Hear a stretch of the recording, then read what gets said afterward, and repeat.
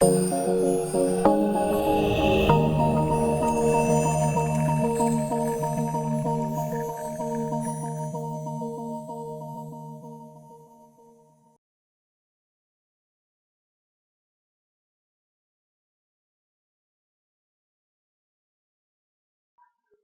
warahmatullahi wabarakatuh.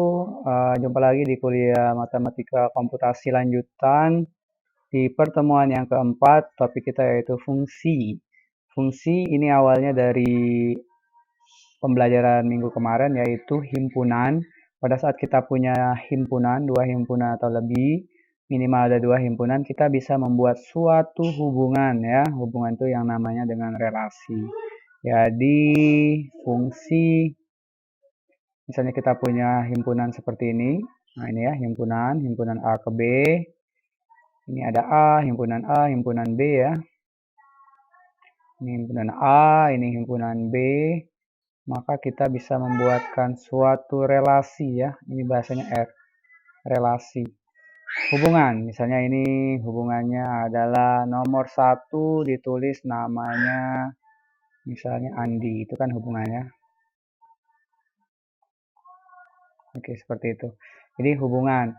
Yang penting kita bisa menghubungkan 2 himpunan itu namanya relasi ya. Oke, berikutnya lagi, hapus dulu. Kita balik ke slide kita. Nah, relasi yang mengaitkan elemen A dengan tepat satu ke elemen B disebut dengan fungsi ya. Nah, ini secara teori. Jadi kalau mau teori matematisnya lagi, ini ada nih, dibaca lagi ya nanti di modul.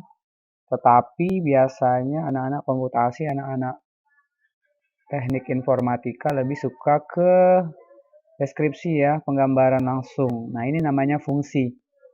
Jadi fungsi itu dia harus ada pasangan satu-satu nih ya.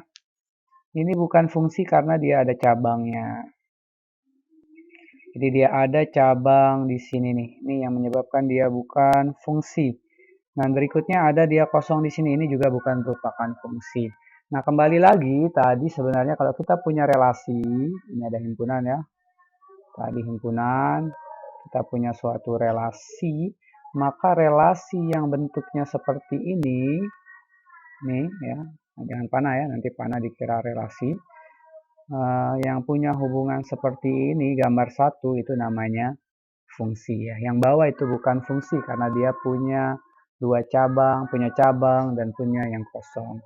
Tapi pada dasarnya sebenarnya topik relasi ini juga sangat dibutuhkan di konsep teknik informatika ya. Karena pada relasi itu dihimpun banyak himpunan sehingga membentuk database.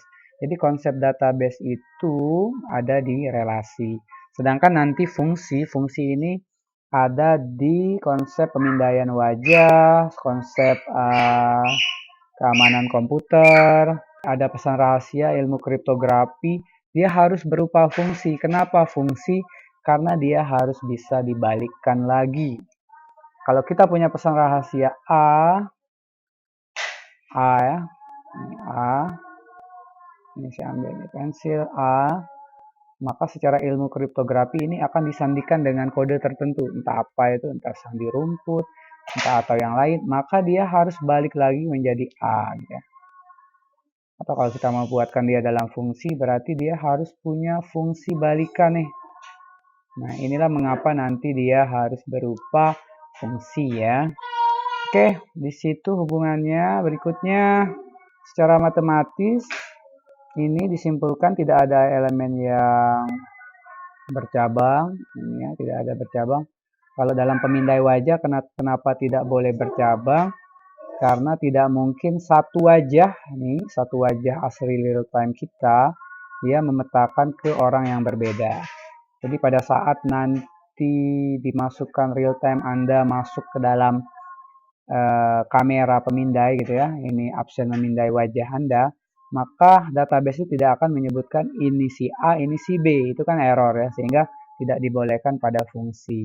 Ataupun ini tidak boleh kosong pada pemindai wajah. Jadi pada saat Anda menginputkan sesuatu dan itu tidak ada di database kita, maka ini harus dipadankan ke misalnya error gitu ya. Nah, jadi kalau dia tidak punya padanan, dia mungkin akan ngeloading terus muter-muter, tidak akan berhenti gitu ya. Oke, itu pengantar tentang fungsi. Jadi yang ingin saya tekankan adalah sebenarnya konsep ini sangat sederhana dan kalian bisa memahaminya untuk kepentingan tadi. Bisa di bagian relasi itu merupakan database, yang penting ada hubungannya, yang penting ada nama, nomor telepon, dan segala macam alamat database. Pada saat kalian nanti mempunyai relasi yang sudah disebut fungsi, maka itu akan berguna di topik kriptografi, keamanan komputer, dan topik pemindaian wajah ya, pencitraan seperti itu. Nah, cara menyajikan fungsi ini matematis sekali. Ya, himpunan pasangan terurut relasi 1A, 2A, 3B ini X, Y ya. Kalau kita buatkan pasangan koordinatnya, bisa juga menggunakan, kalau matematik menggunakan ini fungsi fx sama dengan 2x tambah 10, bisa juga dengan kata-kata walaupun itu jarang digunakan, atau bisa juga fungsi matematisnya dimasukkan ke dalam source code ya, kode-kode bahasa program. Biasanya untuk melihat ini fungsi dalam program ini banyak ya, misalnya kita butuh pengurangan, perkalian, penambahan, yang sederhana terlebih dahulu. Nah, berikut ini contoh fungsi, contoh relasi yang akan kita justifikasi apakah dia fungsi atau bukan. Jadi cukup mengidentifikasi apakah dia bercabang atau ada yang kosong. Kalau mau digambarkan ya silakan digambarkan. Berarti kita gambarkan, ini ada dua fungsi. Ini ada relasi 1, 2, 3 ya. Ini ada 1, 2, 3. Kemudian di sini ada UV, W. Kemudian ada relasinya yang didefinisikan sebagai 1 ke U, 2 ke V, 3 ke W. Nah, adakah cabang di situ? Di situ tidak ada cabang. Adakah elemen yang tidak punya pasangan? Misalnya di sini, adakah di sini? Oh, tidak ada. Berarti dengan cara gampang kita bisa sebutkan bahwa itu merupakan fungsi ya. Berikutnya misalnya kita akan mengecek yang ini ya. Nah, ini kita gambarkan yang sama, UV, kita gambarkan 1 gitu ya. 1, 2, 3, himpunannya masih sama, UVW, kemudian direlasikan seperti 1 ke U, 2 ke U juga, 3 ke V. Nah, cabangnya ada di sebelah sana, tidak masalah. Yang penting jangan bercabang di daerah domain, daerah asalnya ya. Domainnya boleh, berarti ini juga merupakan fungsi ya. Oke, lanjut. Kita bahas lagi. Nah, ini kalau dicek ini bukan fungsi karena ada yang kosong yaitu 4, tidak ada pasangan. Jadi sebenarnya kalau kalian sudah mahir tanpa menggunakan diagram juga pasti bisa ya. Nah, berikutnya adalah jenis-jenis fungsi. Yang pertama injektif 1-1, yaitu setiap satu domain punya tepat pasangan 1 di kodomain. Jadi semuanya terisi ya, 1-1 nih. Oh, ada boleh tak terisi, yang penting dia 1-1 ya. Kemudian yang kedua fungsinya surjektif. Artinya yang penting penuh semua di bagian B. Jadi ini penuh nih, terisi semua, tidak boleh ada yang kosong. Jadi tidak boleh ada nanti misalnya ini 4. Nah, ini tidak surjektif karena ada 4 kosong. Jadi pokoknya itu atau penekanannya itu ada di kodomainnya atau himpunan B-nya ya. Kemudian kita akan coba juga yang terakhir gimana kalau fungsinya berlaku keduanya 1-1 dan bijek. 1-1 berkorespondensi 1-1 atau bijektif ya. Bijektif. Nah, ini dia. Nah, fungsi yang ini yang nanti merupakan syarat minimum dari fungsi.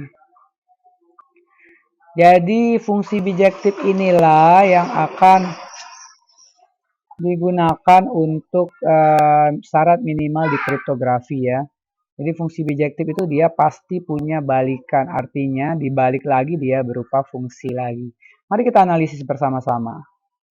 Ini bukan fungsi satu-satu maupun pada. Pada ini maksudnya surjektif ya. Satu-satu bukan fungsi ke satu-satu maupun pada. Oh, yang bawah ya. Ini bukan fungsi satu-satu bukan pada. Ini satu-satu ya, A ketiga, B ke satu, C keempat, tapi ada kosong. Sehingga surjektif gagal. Kemudian fungsi bukan satu-satu. Nah, ini bukan satu-satu. Bukan fungsi pada, bukan satu ke satu. Karena ada A kedua, D kedua juga. Jadi ini masih diperbolehkan untuk pemindai wajah ya. Misalnya kita punya wajah samping, wajah depan, tampak wajah samping, tampak wajah depan. Bisa jadi nanti mengidentifikasi orang yang sama. Tapi ini tidak akan efektif, tidak bagus untuk keamanan komputer ya. Pengiriman pesan, kriptografi ini tidak bagus.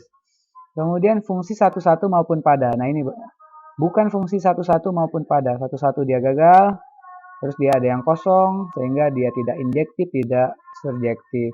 Yang terakhir ini adalah bukan fungsi. Kenapa? Ada cabangnya. Seperti itu ya. Nah, kita hapus lagi. Ini penjelasan singkat sekali ya. Coba nanti dipahami berulang-ulang. Kemudian kalau kita punya fungsi, maka ada yang namanya inverse fungsi. Inverse fungsi ini balikan. Jadi kalau Anda tadi pergi ke kampus, sekarang Anda harus pulang lagi ke kampus. Ke rumah ya, salah. Ke rumah, maka itu yang dinamakan dengan invertible atau balikan. Dia bisa pergi, bisa pulang. Nah, ini dimanfaatkan di kriptografi. Kalau di database, bisa juga, tetapi cukup eksklusif. Tetapi kalau untuk kriptografi, ini sangat dibutuhkan. Karena misalnya saya punya pesan di sini, dia akan dirubah ke pesan yang tidak bisa dibaca. Jadi kalau di sini saya katakan kue gitu ya, ini mumpung mau berbuka kue, maka kue ini mungkin dengan sandi rumput atau nanti dengan algoritma yang kita akan pelajari di kriptografi, misalnya ini jadinya X, Y, Q. Nah, entah bagaimana caranya X, Y, P ya. Maka posisi ini adalah plain text, pesan yang masih bisa dibaca. Ini pada pengirim. Pengirim pesan akan mengirim kepada akan menyandikan dia. Nah, ini namanya pesan asli kue, ini plain text-nya XYP. Otomatis kalau ada hacker menyerang dari sini, dia tidak akan tahu dengan mudah bahwa XYP itu melambangkan kue.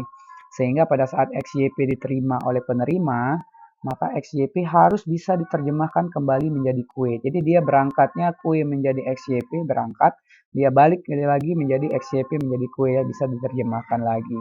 Konsep ini juga dipakai di translasi ya, Google Translate. Jadi kalau Anda mentranslatekan dari bahasa Inggris ke bahasa Indonesia, dari bahasa Indonesia juga harus bisa balik lagi ke dalam bahasa Inggris. Itu konsep fungsi ya, fungsi yang punya inverse. Jadi dia tidak hanya fungsi lagi. Kapan fungsi itu memiliki inverse? Pada saat fungsi itu merupakan fungsi bijektif. Oke, kita lanjutkan lagi. Nah, di dalam fungsi juga ada yang namanya komposisi fungsi. Fungsi bisa dijumlahkan tambah kurang kali bagi. Nanti kita akan cek lagi fungsi itu dengan tambah kurang kali bagi, juga dengan komposisi. Nah, ini tidak perlu saya jelaskan lagi karena sudah ada di jenjang sebelumnya. Nanti kita akan banyak latihan di classroom ya. Saya akan memberikan contoh-contoh soal. Dan komposisi ini biasanya digunakan pada saat Anda memprogramkan sesuatu. If then gitu ya. Atau nanti Anda loncat dari database 1, loncat ke database 2, loncat ke database 3, itu bukan ditambahkan, tapi dicocokkan, di-matchingkan. Nah, itu bisa menggunakan komposisi. Nah, kemudian ada beberapa fungsi khusus pada dunia komputasi yang sering dipakai, yaitu ada floor dan ceiling. Floor lebih kecil ke bawah, dibulatkan ke bawah, sedangkan ceiling, floor itu lantai ya. Jadi lantai, misalnya kita punya 4,5, maka dia akan dibulatkan menjadi 4 karena ke bawah. Tandanya lantai itu. Kalau dia ceiling di atas gini, 4,5 itu menjadi 5 ya. Sederhana, anak SD juga tahu nih. Jadi hanya membulatkan ke atas atau ke bawah ya, bilangan ke bulat terdekat ke atas atau ke bawah. Contohnya adalah ini ya. Nah, ini bisa dipelajari lagi.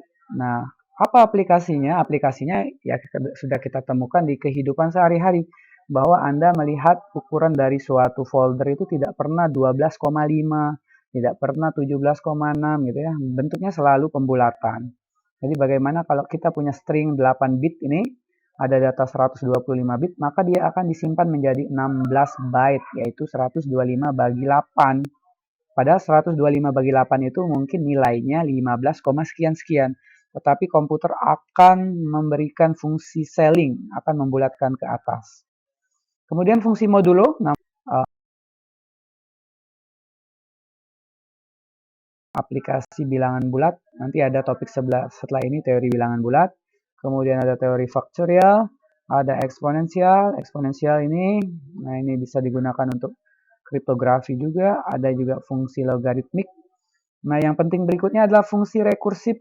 Nah ini sering dipakai, artinya dia seperti ya, fungsinya diupdate.